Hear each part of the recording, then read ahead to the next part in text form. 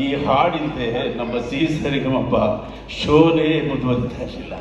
ಯಾವುದೇ ಹೊಸ ಪ್ರತಿಭೆ ಬಂದರೆ ಅವನ್ನೆಲ್ಲರೂ ಕಾಂಪ್ಲೆಕ್ಸ್ ತೆಗಿಬೇಕಂದ್ರೆ ನಾವು ಈ ಡ್ರೆಸ್ ಹಾಕಿ ಚೈನ್ ಹಾಕಿ ಅಂಬರೀಷ್ ಅವರ ನಟನೆ ಎಲ್ಲ ಪ್ರಾಕ್ಟೀಸ್ ಮಾಡಿಸಿ ಸಿಂಗರ್ಸ್ನ ಬಿಡ್ತಾ ಇದ್ವಿ. ಮಕ್ಕಳಾಗಲಿ ದೊಡ್ಡವರಾಗಲಿ ಜೂನಿಯರ್ಸ್ ಆಗಲಿ ಸೀನಿಯರ್ಸ್ ಆಗಲಿ ಈ ಹಾಡು ಅವರನ್ನು ಮೋಟಿವೇಟ್ ಮಾಡ್ತಿತ್ತು ಇಡೀ ಕಾರ್ಯಕ್ರಮಕ್ಕೆ ಅಂತ ಕನ್ವಲ್ಲಾಲ್ ನಮ್ಮ ಸೃಷ್ಟಿ SPR ಅವರ ಸೃಷ್ಟಿ. SPR ಅವರಿಗೆ ಒಂದು ದೊಡ್ಡ ಚಪ್ಪಾಳೆ.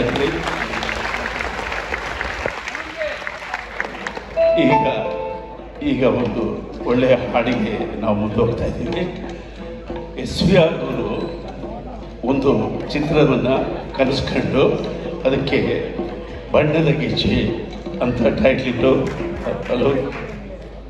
ಬಣ್ಣದ ಗೆಜ್ಜೆ ಅಂತ ಟೈಟ್ಲಿಟ್ಟು ಅದಕ್ಕೆ ತಾರಾಗಣವನ್ನೆಲ್ಲ ಫಿಕ್ಸ್ ಮಾಡಿ ಇಳೆಯರಾಜ ಅವರಿಗೆ ಸಂಗೀತದ ನಿರ್ವಹಣೆಯನ್ನು ವಹಿಸಿದರು.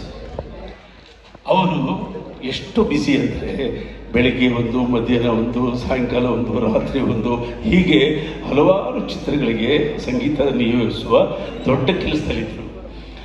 ಅವರು ಏನಂತ ಅಂದರೆ, ಬಾಬು ಅವರೇ ಇಷ್ಟ ಹಾಡಿಗೆ ಇಷ್ಟು ಆಲ್ಟರ್ನೇಟ್ ಟ್ಯೂನ್ಸ್, ಅಂದರೆ ಒಂದು ಹಾಡಿಗೆ ಮೂರು ಹಾಡು ಆಲ್ಟರ್ನೇಟ್ಸ್ ನಿಮಗೆ ಕೊಡ್ತೀವಿ, ನೀವು ಸೆಲೆಕ್ಟ್ ಮಾಡಿ ಕೊಡಿ ಅಂತ. ಬಾಬುರನ್ನು ಒಪ್ಕೋಬೋದಿತ್ತು.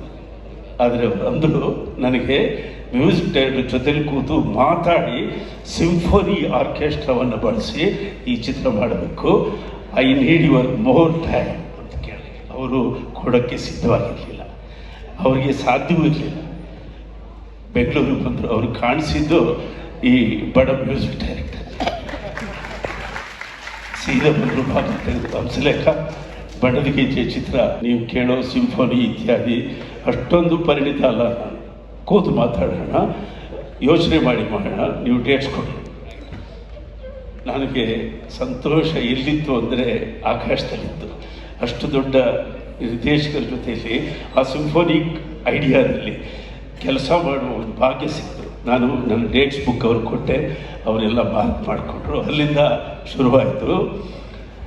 ಅವರು ಎಷ್ಟು ತಯಾರಿ ಮಾಡ್ಕೊಂಡು ಬಂದಿದ್ದರು ಅಂದರೆ ಅದಕ್ಕೆ ಹೇಳೋಕ್ಕೆ ಸಾಧ್ಯವಿಲ್ಲ.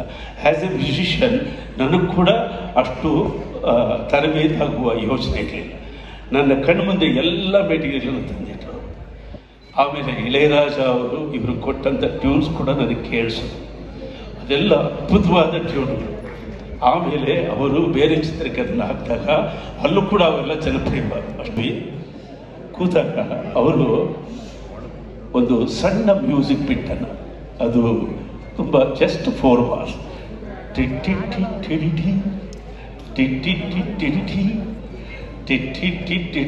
ಅಂತ ಸೌಂಡ್, ಅದನ್ನು ಸುಮ್ಮನೆ ನನಗೆ ಕೇಳಿಸ್ಬಿಟ್ಟು ಕಾಲ ಮೇಲೆ ಕಾಲು ಹಾಕ್ಕೊಂಡು ಅವ್ರದ್ದು ಸ್ಟೈಲ್ ಒಂದು ಮ್ಯೂಸಿಕಲ್ಲಿ ಕೇಳ್ತಾ ಕೂತಿರ್ತಾರೆ, ಏನು ಮಾಡ್ತಾರೆ ಅಂತ. ನಾವು ಅದನ್ನು ಇಂಪ್ರೂವ್ ಮಾಡಿ ಸ್ವಾತಿ ಮುತ್ತಿನ ಮಳೆ ಹನಿಯೇ ಮೆಲ್ಲ ಮೆಲ್ಲನೆ ತರೆಗಿಳಿಯೇ ಅಂತ 2 ಸಾಲು ಇದೆ. ಓಕೆ ಆಗ್ತಿಲ್ಲಕ್ಕ, ಟ್ಯೂನ್ ಫಿನಿಶ್ ಮಾಡಿ ಎದ್ದು ಓಡಾಡ್ತು. ಅಲ್ಲಿಂದ ಆ ಹಾಡನ್ನು ನಾವು ಸಂಯೋಜನೆ ಮಾಡಿ ಮದ್ರಾಸಿನ ಅತಿ ದೊಡ್ಡ ಆರ್ಕೆಸ್ಟ್ರಾ ಬೇಕು ಅಂತ ಅವರು ಆಸೆಪಟ್ಟರು.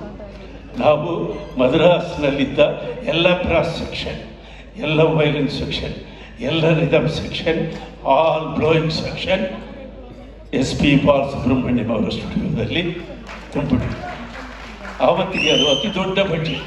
ಅವರು ನಗ್ತಾ ಇದ್ದರು, ನಾನು ಬಡ್ಜೆಟ್ ಲಿಸ್ಟ್ ಕೊಡ್ತಾ ಇದ್ದೆ, ಓಕೆ ಓಕೆ ಓಕೆ ಅಂತಿದ್ರು. ಆರ್ಕೆಸ್ಟ್ರಾ ರೆಡಿಯಾಗಿ ಆ ಹಾಡನ್ನು ರೆಕಾರ್ಡ್ ಮಾಡಿದ್ವಿ. ಆ ರೆಕಾರ್ಡಿಂಗ್ ಮುಗಿದ 5 ಸೆಕೆಂಡ್ಗೆ ಇಡೀ ವಾದ್ಯಗೋಷ್ಠಿ, ಸುಮಾರು 90ರಿಂದ 95 ಮಂದಿಯ ವಾದ್ಯಗೋಷ್ಠಿ ಎದ್ದು ನಿಂತು ಡೈರೆಕ್ಟರ್ಗೆ ನಮಗೆ ಚಪ್ಪಾಳೆ ಚಪ್ಪಾಳೆ ಚಪ್ಪಾಳೆ ಹೊಡೆದು